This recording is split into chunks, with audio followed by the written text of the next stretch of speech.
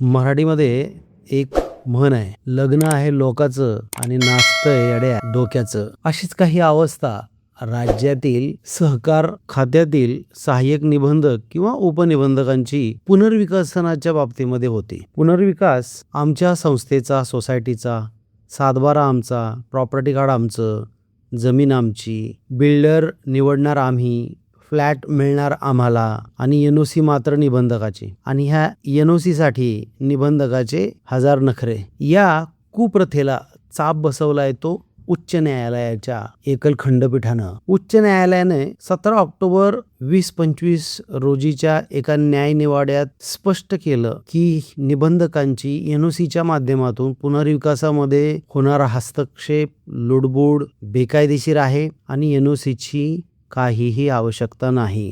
होय मंडळी, उच्च न्यायालयानं रिट पिटिशन क्रमांक 13/544 जी 2025 रोजीचीच होती व सालची होती, न्यायाधीश अमित बोरकर यांनी सहकारी गृहनिर्माण संस्थांसाठी क्रांतिकारी निर्णय दिलेला आहे. ही याचिका बल्टाजार फर्नांडिस आणि इतर यांनी उपनिबंधक H वेस्टवार्ड यांच्या जाचाला कंटाळून ही याचिका उच्च न्यायालयामध्ये दाखल केली होती. या याचिकेमधला न्यायनिवाडा पुनर्विकासाच्या प्रक्रियेमध्ये एक दिशादर्शक न्यायनिवाडा ठरलेला आहे, लँडमार्क जजमेंट ठरलेला आहे.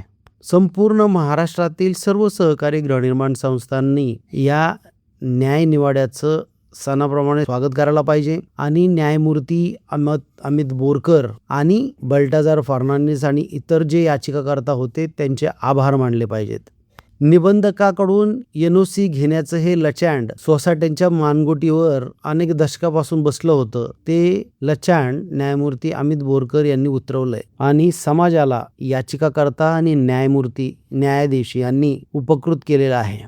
सहकारी गृहनिर्माण संस्थांचा पुनर्विकास करताना निबंधकाच्या NOCची आवश्यकता नाही. निबंधकाला पुनर्विकासासाठी NOC देण्याचा अधिकार नाही. सर्वसाधारण सभा म्हणजे जनरल बॉडी हीच सर्वोच्च आहे, सार्वभौम आहे आणि शासन परिपत्रक जे पुनर्विकासाच्या संदर्भातलं आहे 4 जून 2019 रोजीचं, त्या परिपत्रकानुसार निबंधकाची भूमिका ही केवळ एक निरीक्षक म्हणून आणि पुनर्विकासाच्या प्रक्रियेची नोंद घेण्यापुरती मर्यादित असल्याचा निर्वाळा उच्च न्यायालयानं या निकालाच्या माध्यमातून दिलेला आहे. राज्यातील विशेषतः मुंबई भागातील सहकारी गृहनिर्माण संस्था या निबंधक कार्यालयाच्या परवानग्यांच्या फेऱ्यामध्ये अडकून पडल्या होत्या. संस्थांची पिळवणूक, सदस्यांची पिळवणूक, अडवणूक निबंधक कार्यालयामार्फत होत होती. त्याला आता पूर्णपणे आळा बसलेला आहे. या याचिकेच्या निकालाद्वारे उच्च न्यायालयानं स्पष्ट केलेलं आहे की पुनर्विकासामध्ये निबंधकाची भूमिका ही परवानगी देणे घेण्याची नाही, केवळ नोंद आणि देखरेख इतकीच आहे. त्यामुळे अनावश्यक जो जाच होता तो आता संपलेला आहे. सहकारी गृहनिर्माण संस्थांची जी सर्वसाधारण सभा आहे त्या सभेचं महत्त्व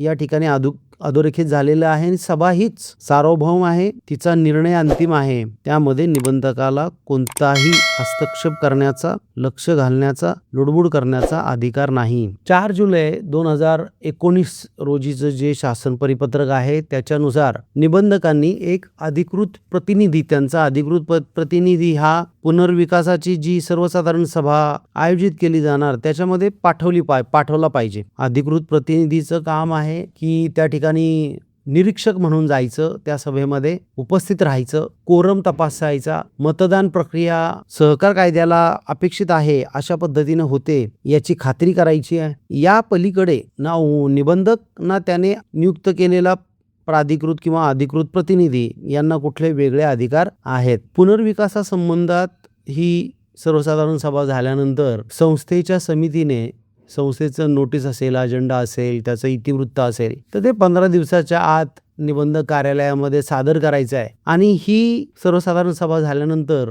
साधारण 3 महिन्याच्या कालावधीमध्ये विकसन करारनामा नोंद झाला पाहिजे आणि पुनर्विकास प्रक्रिया ही सुरू झाली पाहिजे हे अभिप्रेत आहे. 4 जुलै 2019चं जे शासनाचं परिपत्रक आहे ज्याद्वारे सहकारी गृहनिर्माण संस्थांच्या पुनर्विकासाच्या संदर्भामध्ये जे मार्गदर्शक सूचना दिलेल्या आहेत त्या प्रत्येक सहकारी गृहनिर्माण संस्थेच्या सभासदासाठी, फ्लॅट धारकासाठी कशा प्रकारे उपयोगी आहेत, किती महत्त्वाच्या आहेत, किती अनन्यसाधारण त्यांना महत्त्व आहे आणि त्या मार्गदर्शक सूचनांचं पालन केलं गेलं तर भविष्यातील अनेक ज्या समस्या आहेत त्यांना बांध घातला जाऊ शकतो.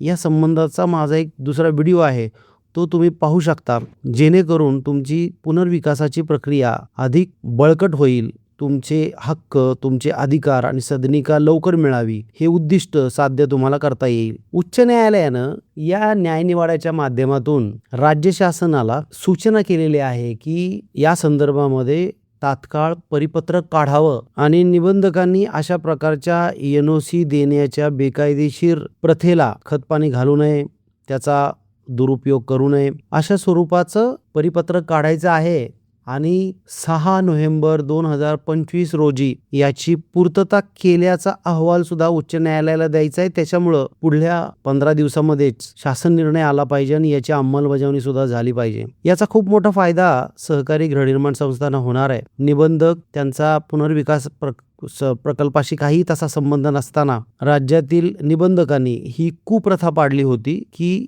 त्यांच्या NOCची गरज पुनर्विकासामध्ये सहकारी गृहनिर्माण संस्थांना आहे. आता ही गरज पूर्णपणे संपलेली आहे. सहकारी गृहनिर्माण संस्थांना हा मोठा दिलासा आहे, मोठ्या जाचातून ही मुक्तता आहे. त्यामुळे याचिकाकर्ता आणि न्यायाधीश यांचं आपण सर्वांनी आभार मानले पाहिजेत, त्यांचं अभिनंदन केलं पाहिजे. राज्यातील सहकारी गृहनिर्माण संस्था, अपार्टमेंट आणि सदनिका धारकांचा बुलंद आवाज बनलेल्या, त्यांच्या न्याय हक्कासाठी आवाज उठवणाऱ्या, मार्गदर्शन करणाऱ्या डिअर सोसायटी यूट्यूब चॅनलला सबस्क्राईब करा. हा व्हिडिओ तुमच्या इतर ग्रुपमध्ये शेअर करा, तुमच्या समितीला शेअर करा, बेल दाबा, नोटिफिकेशन ऑन करून ठेवा. धन्यवाद.